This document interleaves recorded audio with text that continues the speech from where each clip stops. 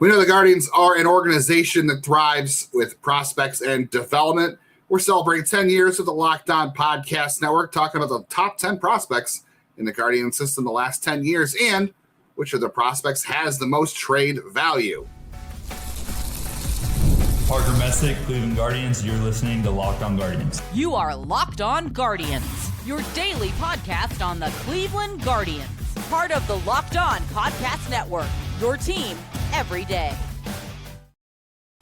It is our favorite topic to talk about. It's Guardians prospects in general in the draft. And that's what we're focusing on today's Locked On Guardians. We are celebrating a proud 10 years of the Locked On Podcast Network here on Locked On Guardians. And your co-host over there, Jeff Ellis, has been here for 8 of those seasons on Locked On Guardians out of the 10. And I've been here for 4. I'm Justin Lada. And this, of course, is your only daily podcast on your Cleveland Guardians that covers your team for the majors, the minors, the draft, and everything in between. Yes, on today's show, we'll break the Guardians prospects down into trade tiers and talk about who has the most value and where most guys' value sits. And we're talking about the top 10 prospects of the last 10 years, Jeff. It's been, you and I known each other for 10 years. That's about, well, I think it might have been longer than 10, but the first time we ever met in person was 10 years ago at the Eastern League All-Star game in Akron. And that was a memorable night, was it not? Jeff is so speechless. He doesn't remember it at all. Yeah.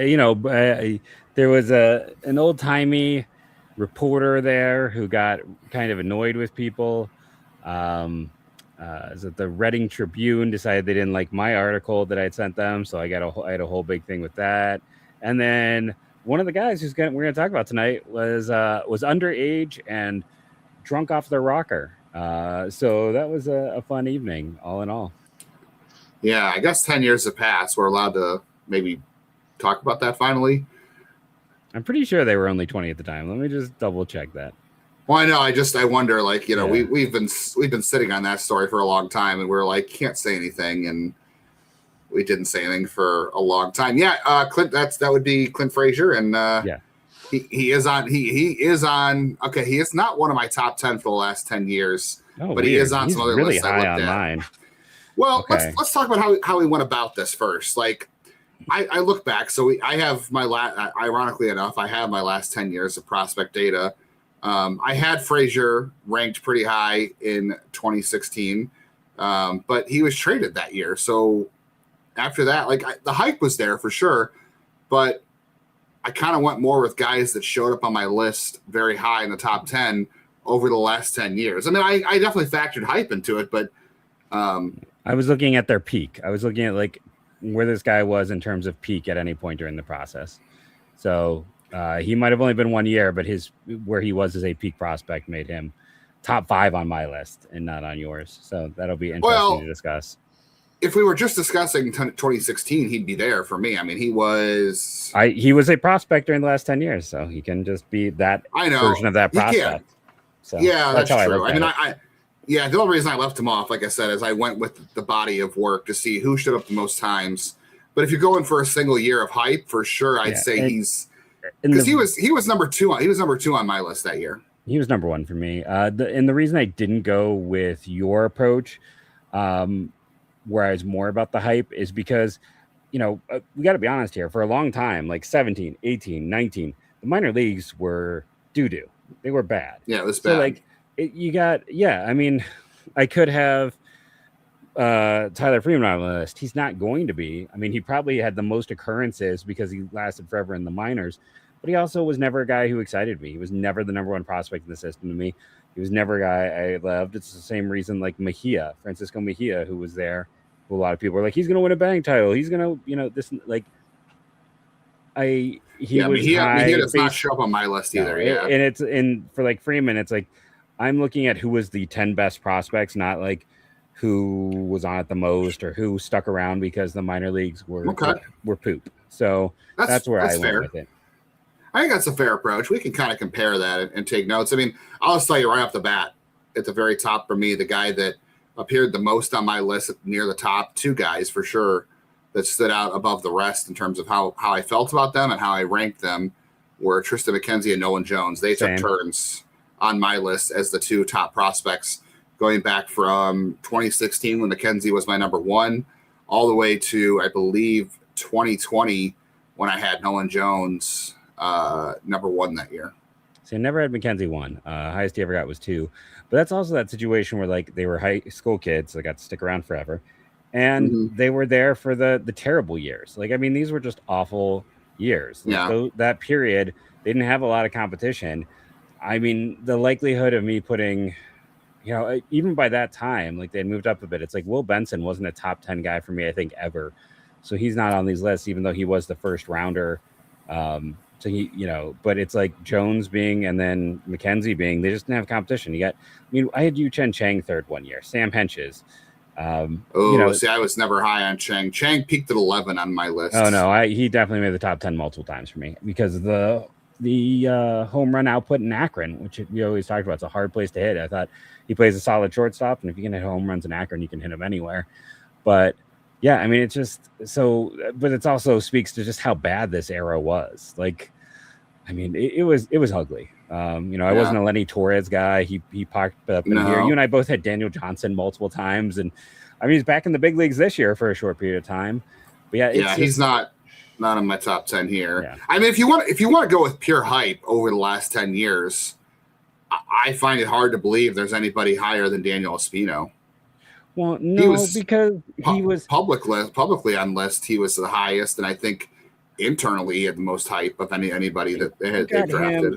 I don't even have him in the top 5, just because like it's the hype, but also where I rated him. Because he's 3 for me. Because why don't we just start at 10 and work our way back? Yeah, we're gonna run out of time. So at 10, I had Yandy Diaz, who from the minute I saw him in Akron, I put him in my top 5 for the whole time he was here before he was shipped away. He was a top 3 to top 5 multiple years. I was a big believer from the start, so I have him at 10. The only other guys who like my just missed it were like Angel Genao was pretty much it. Like that was the next guy up.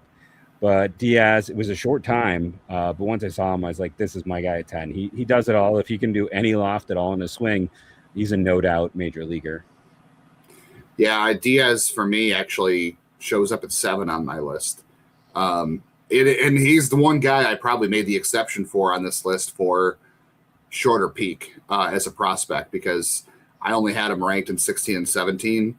I don't have any data further back than that, unfortunately. But yeah, I had him pretty highly because, look, he was voted as the best defender at third base by the Eastern League managers one year, and the offense was there. Like you said, the exit velocity was there.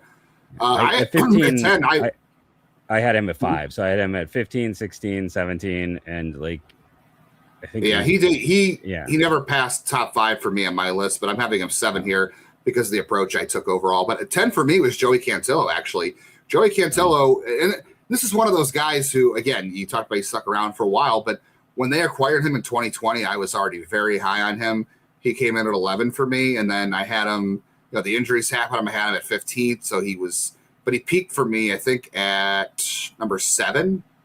But I just consistently had him in the top 15, top 10, top 20, even with the injuries, because I really believed in the stuff. So I have Cantillo at 10. He wasn't in consideration for me because he was just always kind of that borderline top 10 guy, whereas like Diaz was a top 5, top 3 guy for me consistently. So everyone on this list, much heavier on position players, I think, when you rank, because you're no, I mean I got a ton of pictures on here. It's about half and half, yeah. So okay. But yeah, it's just that those were the guys who were higher rated. Cantillo, like I said, Cantillo was always like at peak, he was like 6 or 7 or lower. Like he just was not a high guy for me. I mean, I liked him the whole time, but I'm trying to see what his peak was. But I mean, I guess I had him 5th, high of 5. But that was a mid-season ranking. That wasn't like my full-on ranking. He was 7th when I did like the end of the year deep dive. So yeah, So I have Diaz at 10. It was a good short run. That's why he's there.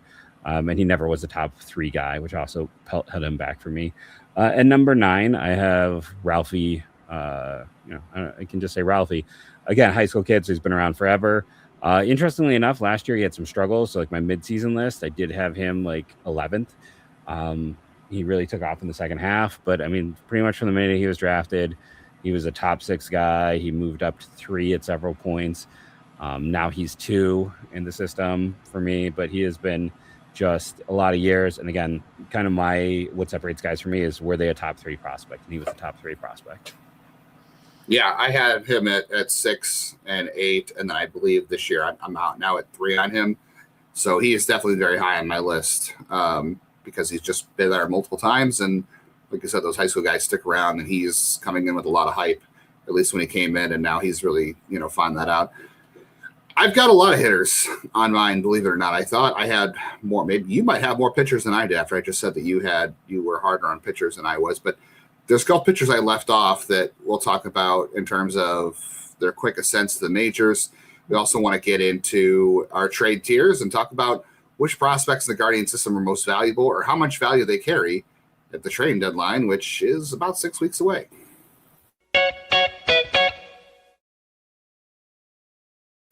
You have that one place you really like to hang out a lot at, and you're constantly going to, and you're spending money at. It'd be great if you can get some money back while you're there. If Cash App can give you a discount at one place, for me, I talked about a lot of good local restaurants where I live. I'd like to support them a lot more, and getting money back while I do it would add up pretty quickly. So that's always a good perk. And honestly, you can make your money do a lot more with Cash App too.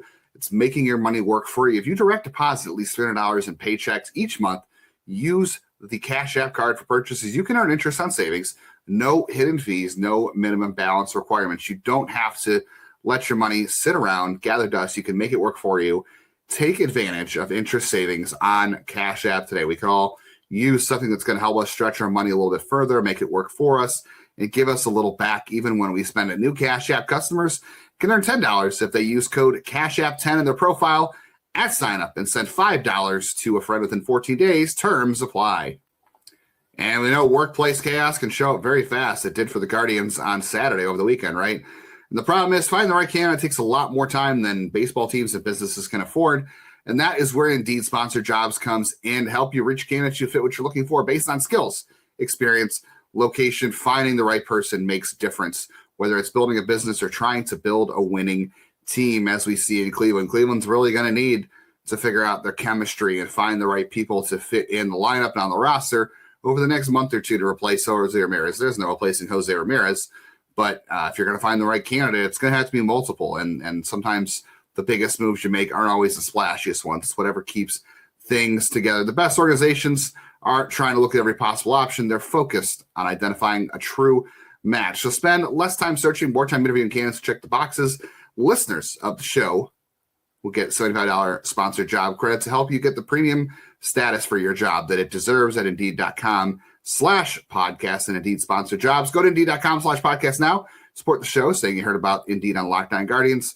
Indeed.com/podcast. Terms, conditions apply. Need to hire. This is a job for Indeed sponsored jobs.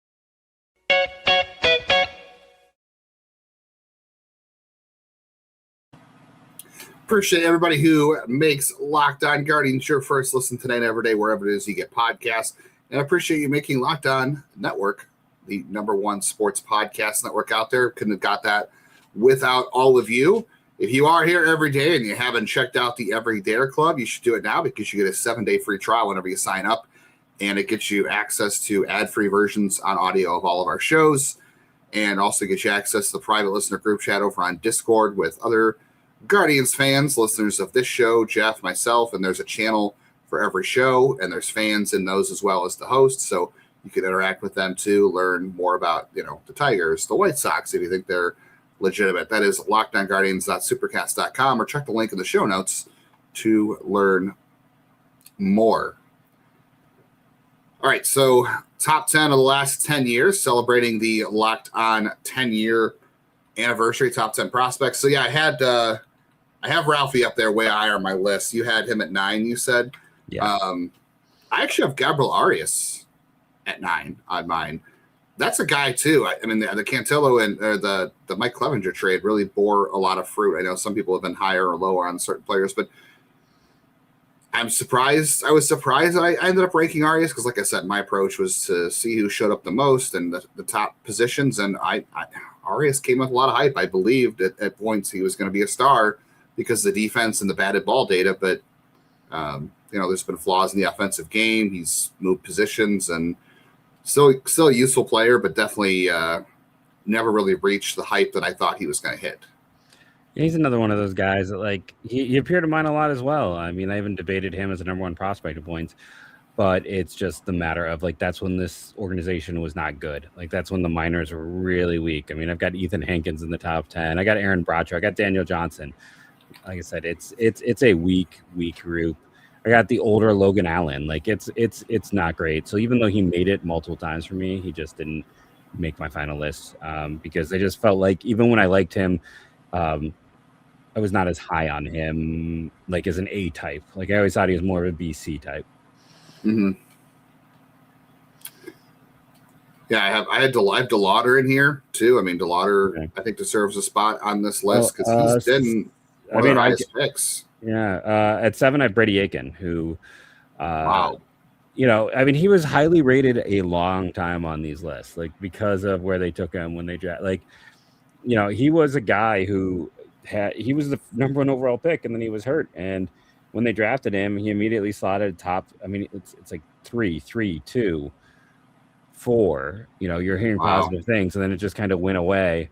I mean, I had him as the number 1 overall player early in the year of that draft class, which also speaks to how much different his draft lists now of his high school year.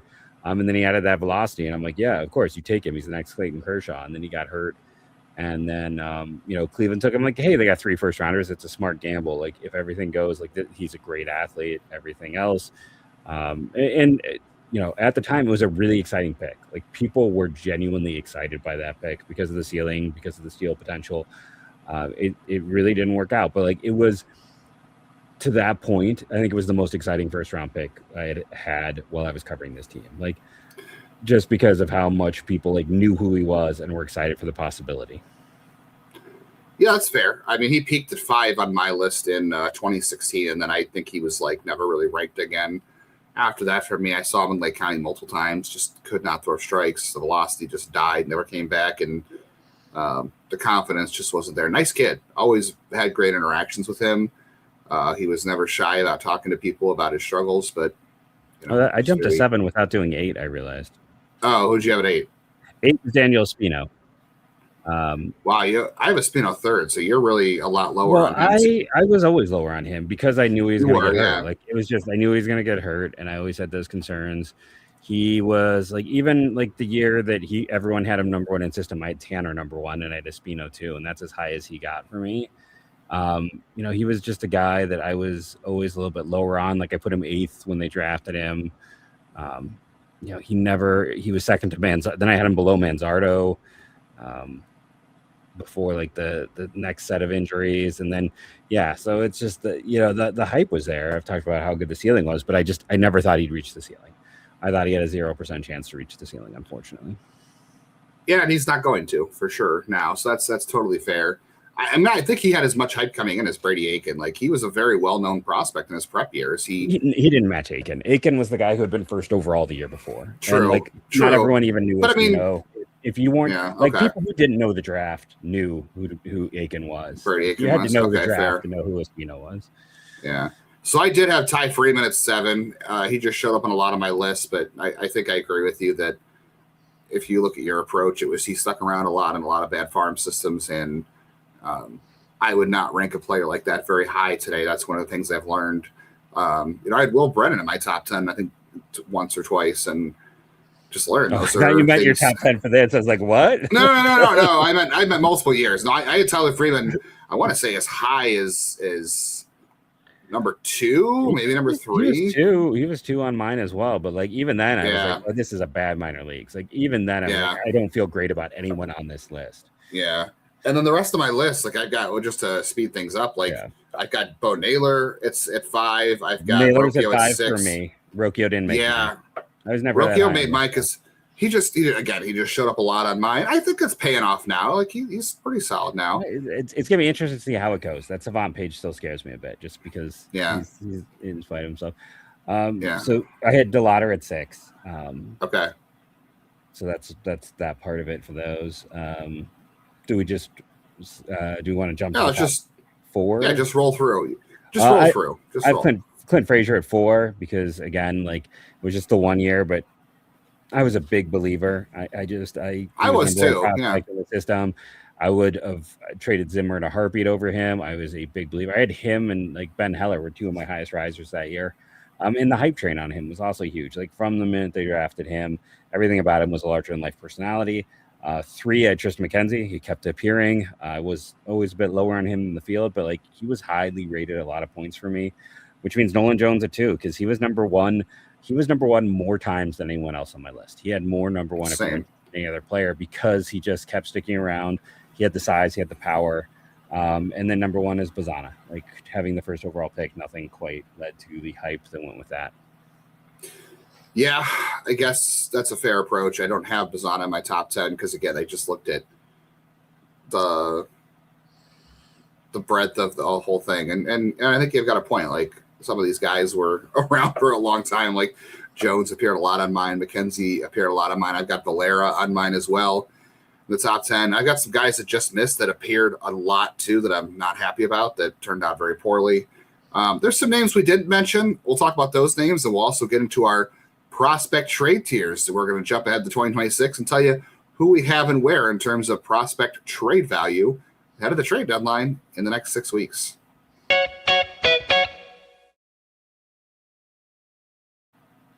Throughout the NHL finals, every shift matters, every moment is intense, and everything comes down to execution when pressure is at its highest. And just like athletes must be ready to perform when the puck drops, a lot of guys want that same sense of readiness and confidence in their own lives as well. That's where Rougier comes in. Rougier offers modern performance-focused treatments designed to help you get ready when it matters. Their top option, Rougier Ready, is fast-acting, clinically formulated treatment. It comes in a simple mint and dissolves under your tongue. It's designed for convenience with fast absorption and effects that can begin in about 15 minutes and last up to 36 hours. They also have Go Long, which is formulated to support both performances and control for longer-lasting needs. It's all about helping guys feel prepared, confident, and in control. And the playoffs, readiness isn't optional. It's everything. Just ask Vegas. And for a lot of guys, the idea of being ready at the right moment carries on to everyday life. That's why Rougier is built around. Again, don't be the Guardians' offense this year. You want to be the big boppers. You want to be the big stick. People have enjoyed this one, so I'll stick with it. You want to be rocking the red wiffle ball bat, not the skinny yellow one. You want that big, thick red one, don't you? If you do, head to Rougier.com/LockedOnNHL and get 15% off your ED treatment. That's RUGIET.com/LockedOnNHL for 15% off. Rougier, performance medicine for men.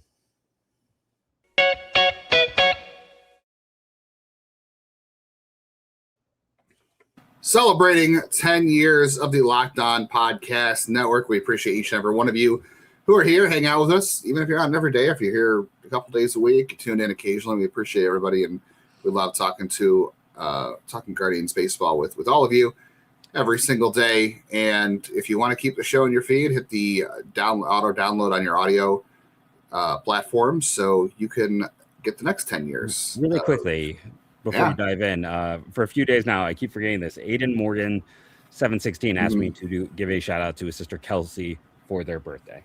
Do a birthday shout out, and that was from last week. So I definitely missed the birthday, but I wanted to give the shout out before I just happened to be absent-minded and forget again. So, talk about your top 5. So my top 5 is McKenzie, Jones, Espino, Ralphie, and Naylor. I felt like Espino. I know you probably back 10 years ago or 11 years ago, you followed the draft. And obviously a lot more because that's what you've been doing for a long time. I had Michael Bush there was my shadow pick. I gotta say I did not like that pick, but it looks like it would be very good now for Cleveland. At the time, I didn't really like it, but obviously you were big on the draft, and I was kind of a casual observer up until I want to say 2019. I knew who Bradley Zimmer was the one year, but I was more of a casual observer until about 2020 when I got really more deep into the weeds on it. So. For me, Espino came with a lot of hype, and I watched him pitch a ton in Lake County. I thought he was great and loved the kid, and obviously he got off to a great start in Akron and then got hurt, so he stayed on the list, but he dropped a lot on mine. So, I agree with you. He never was going to reach the heights that he was projected to, but I just remember the hype of him coming in and that he's bounced his way back up, I think is a big thing too. But yeah, I've got Ralphie in there too because he's appeared on multiple lists now, and he's reaching his apex as well, which is great. Valera was number 1 prospect of mine in 2021. And I believe 2022, he was my top prospect too. And Rocchio wasn't far behind. I had Rocchio very high as well. I thought for sure he was going to be. I think I was a little bit seduced by the fact that Lindor worked out so well. And I guess I kind of thought Rocchio was going to have some of that Lindor-esque, the same kind of thing, right? Great defensive shortstop with contact skills. Like I guess I thought he'd fall into the same bucket. Only made mine like once because I lost my 2020 list somewhere, but he didn't make it any other year but 2021. He was a one-time guy. He was probably on my 2020 list as well. So he peaked at 11. He was never a top 10 guy for me with Rocchio. I want to say for me, he peaked at 3. Yeah, 3 he peaked for me. Oh, I'm sorry. No, I had it misspelled here. Sorry. That was wrong. He did. He went up to 5. So he went up to 5. It just, for some reason, this one is misspelled. So then it was an issue in my sheet. Because as everyone out there knows, I can't spell. So yeah, he made it 3 times. But he peaked at 5. And Valera was not, Valera, he did get to 3, but he is another guy that is not on my. Like I said, I thought he had a bit of a hole in his swing. I thought he was a bad athlete. And then, like, everyone talked about how it's the prettiest swing. It's the prettiest swing. I'm like, he's not making contact. And everyone's like, it's a plus hit tool. I'm like, it's no chance of a plus hit tool based on what he's already done. So I was always kind of a doubter there because, like, he got hype that I couldn't understand based on his performance. His performance never matched the hype. So I was always kind of out on him. But I did have him at 3rd once, and then he made the top 10 one other time. Yeah, I was a believer. And not necessarily the hit tool or the swing, but I thought the package was pretty good because before all the injuries, he did have the ability to run a little bit. He always had a good outfield arm. The range, I think, probably got hurt a little bit by the injuries, but the arm was always pretty good. He ran before he got hurt, and then, I believed in 20 home run power, so I thought he ran until he thickened. Let's be honest. That wasn't injury. That was he got kind of bigger and stronger as a natural human, and his speed went away pretty quick. The injuries popped up before that, before he got bigger. The injury started all the way back in Mahoning Valley. Yeah, it was like every season. He hasn't had an injury every season. I saw him run in Lake County plenty, and he was a decent runner back then. So I think it was before he just grew into his body a little more and got bigger. So I think the injuries had a lot to do with that. Let's talk about a couple of names we haven't mentioned. I just want to quickly throw these out here because, like, some people are going to ask, we both had Tanner Bibee very high in 2023 coming into the season. Bibee just had a very quick ascent. Like, we didn't have him ranked, and I didn't have him ranked in 21 after the draft. I believe 2022 I had him number 12, and then number 20, and then 2023 I had him number 1, and then after that he graduated. So I didn't have him on the list only because he wasn't a high draft pick as far as hype, and he just graduated so quickly that I think he did. Like, you could argue he deserves a spot in this list because he's been one of the better performing ones, but in terms of rankings, he just never had time and didn't have the hype. Same with Gavin Williams. Gavin Williams had the hype, but he also graduated very quickly too. Same with Shane Bieber. Like, that's what I was going to say. Yeah, I didn't have. Bieber was only he was a midseason guy who I put like number 2 in the system. But it was just then he was in the big leagues by the end of that year. So. Yeah. So, 2016, I had him 24. That was right after the draft. When they drafted him, I had him ranked at 24, just behind Sam Henches and ahead of Logan Ice. So great. But then 2017, I had him number 4. I had number 3. My top 3 in 2017 was McKenzie, Bradley, and Shane Bieber. Bobby Bradley is another one of those guys that didn't make my list, but he appeared a lot and he came with a lot of hype. The other guy too that I had a lot on my list that I regret is Ethan Hankins. I had him high on a lot of lists. I was a big That's what happens when he's a first-round pick. Like, he was a first-round pick. I was in love with his curveball as an amateur. I thought for sure the velocity, the fastball movement, the curveball, the size. I was a big believer in the package. Started getting negative reports almost from day one on him, and I think that's why he fell out. It panned out, yeah. It's like he was that guy. Cody Morris made mine a lot and didn't make the final list. I have Cody Morris as a guy that just didn't quite make it for me. Yeah. You said Yu Chang made it a lot for me, didn't make it for you. Looking at Juan Hillman had multiple points on the top 10. Oh yeah, I was never a Juan Hillman guy. I liked him in his draft here quite a bit. I liked him more than McKenzie. See, Hillman peaked at 10 for me, and then that was it for me on him. The guy we didn't talk about either was Francisco Mejia. Now, he was like number 1 a couple times on like Pipeline. He was all there. You and I were never big on Mejia. I did have him number 3 in 2016, But after that, he just dropped like a rock for me, and he they traded him. Just a hit tool with bad defense. He didn't walk. He didn't do anything. I had him 3 that year as well because you had Zimmer and McKenzie, and then depending on how you viewed Aiken, Diaz, and Jones. That year I had Santander 7. That's the year they lost him in the expansion draft. I had him 12. The Rule 5 draft, and then I had Greg Allen after them, who I was a big believer in. I had Greg Allen number 7 that year. Yeah. Oh, I had him 8 after Santander. But yeah, I had Tyler Krieger number 8, by the way. Tyler Krieger was 17 on mine that year. Mike Clevenger also is in here a few times. I was a big believer. Him and Diaz together were a fun discovery in AA that year. They were like, that was a great, bad AA team. There was not a lot to look forward to when they showed up. I'm like, who the heck are these guys? Like, because they weren't.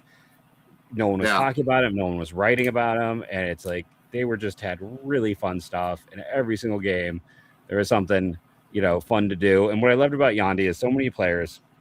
You want to talk to him after a game, and it's like it's the minors. They don't want to talk to you. Every single time I asked to talk to Yandy, he'd go and find a translator for me. Like he would go off at Nelly Rodriguez. Shout out to Nelly, who was never in my top 10, but a great dude. Nice guy. Very nice guy. But he would get Nelly, and Nelly would translate, and he would just Yandy Diaz never said no, as opposed to Clint Frazier, who said no every single time you tried to talk to him. I got Frazier a ton in Lake County when he was in Lake County, and then he must have moved up because he had that struggle, and then he kind of put it together, and he was ascending, and that was the year he played in the Futures game, and he didn't play in the home run derby because he was coming back from the Futures game, and that's what led to his enjoyment day that we talked about earlier. And that was the only time he ever willingly talked to me, and that's why something's off here. Like he's being very open and talkative. Mejia, and we also got bad reports on Mejia. Like he got suspended multiple times because of not hustling, fighting, and there was just all kinds of issues there. No, I think the worst reports I ever got were Mejia, and then next was Hankins, and then there weren't bad reports on Clint Frazier, but it's just like he was just.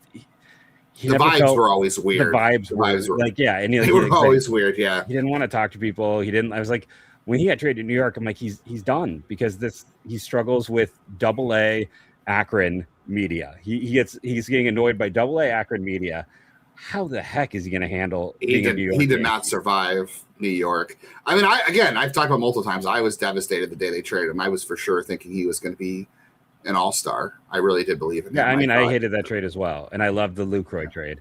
So, the Lucroy trade would have been non-consequential because you traded Mejia, Armstrong, Chang, and was that it? Mejia, Armstrong, Chang. The fourth one. I'll pull it up while you. Mejia, Armstrong, Chang. Who am I missing out of that one? That was it. No, I think that was.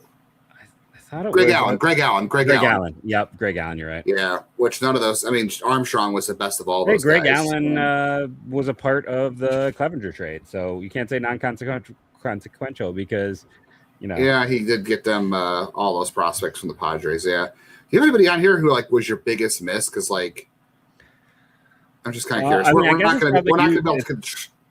Is it you, Chang? We can't get to the trade tiers today. It's too late. That's too big of a topic. We'll push that off to tomorrow. Let's do this real quick though. Trade. We have a little bit of time. Let's just talk about who. Everyone knows who the A is, right? Everyone knows the A is Genao and Ralph. Yeah. So we can just say that and move on. Who's your B? Because I guess I've been changing my mind about the B as this gone on because I've thought about where guys are ranked in other places as well as just my head. So I've kind of opened up a little bit. So who are your B's? So I think there's three. I think there's 3 clear Bs, and I think there's 2 guys that I'm teetering on the edge. Now, one guy probably falls into C because he's hurt, but I think Dowdy and Ingle are 2 clear B prospects. That's what I started with those 2 for sure. Yeah. The third guy to me is Chourio. He's already had the hype, and he's starting to hit from some power at AA. So I think Chourio is kind of a B prospect in terms of he could be the second piece of a really big trade, or if I'm being honest, Ralphie and Genao are kind of no-nos for me in terms of trading. I said on Twitter today, Ralphie is 100% a no for me to trade. I would consider trading Genao, depending on what you get back. But I think Dowdy, Ingle, and Chourio could be a lead piece for an outfielder or a nice reliever. The other 2 guys I have in there, though, are lower A guys. It's Uniker Caceres and Robert Arias. Robert Arias is hurt. I think he's out for the year now. I want to say he had an ankle surgery. That's he why I fractured did his ankle. That's why him and Steven aren't on that list for me. Chourio's he kind might of he might be Arias might be off the board at this point because I don't think a team's going to trade for him. But which really sucks because he was really having a nice year and he's a really interesting prospect. But I think Caceres is starting to make some noise. I could see putting him in the seat. Some time with health, right? He was out for like 20 days in the month of May, but he's just hitting. The data is just unbelievable on him in terms of what you want to see a guy do at that level. Now, the power, I don't know necessarily about it, but everything else that surrounds it. Like he's a guy who needs a swing change. The reason I would not put him in the top, I don't think he is a B-level guy, and I gotta be real honest. I love him. I think he could be a B-level guy, but the reason I don't think he will qualify as a B-level guy is because he's 5'10". 5'10" outfielder isn't going to be a B, I think, to a lot of organizations out there. I think that's going to hold back his value. So I have the Can big we say C plus, B minus? Yeah, I think that's fair. I don't know. I don't know. There are definitely a few orgs out there that like he's like a C minus because he's 5'10". Because if he's listed at 5'10", he's probably closer to 5'8" or 5'9". And no, they're not. That's better. They're not able to do that anymore because of the ABS. So fair enough. Well, can they still at that level because they're not doing the ABS and they're not. But every guy still gets measured now. Some of these heights are still shaky to me when I see the list. Well, it depends on if they got updated or not. Like remember some sites were listing Angel Genao as like 5'8" still, and he's grown. I guess for me, I see those three, and then like. I think there's a world where you maybe have like that C plus B minus. I'm not as high on Dean Curley because he doesn't have a position. Like he's a DH. You're right. Unicur is 5'9", 188. So I think that's Arthur has the official listing over on the roster. His Arthur sheets. That's going to make him make it hard. But I think the other guy considered is Curley just because he was a second round pick. A lot of people thought he could be a first rounder. He's a right-handed bat with some pop, right? And that's why. Honestly, I would get Walton and Curley and get these guys up to AA because I think if they can, now you risk losing all value if they torpedo out, but if they can do anything at AA, I think some of these guys from last year's draft could be major trade assets. It could be, yeah. I've got a bunch of guys they're all C's for me now. Yeah, well, I think we got to discuss the C's tomorrow. After we get more in depth on it. The rest of this week, we'll dive into this a little bit more and what the Guardians could or could not use in terms of trades. So we'll have a lot more on prospects because a lot of people have been asking in terms of like, is this guy untouchable or what would you do with this guy? So I think throughout the week, we'll continue to discuss that. Guardians Brewers on Tuesday. Guardians will miss Jacob Mizorowski, thank God, but we'll be back to talk all about it with you on the next episode of Locked On Guardians. Thanks for being here with us. Thank you all for joining us. Remember to rate and review. Tell us who your top 10 prospects were below. And what your trade tiers are, and go Guardians, go.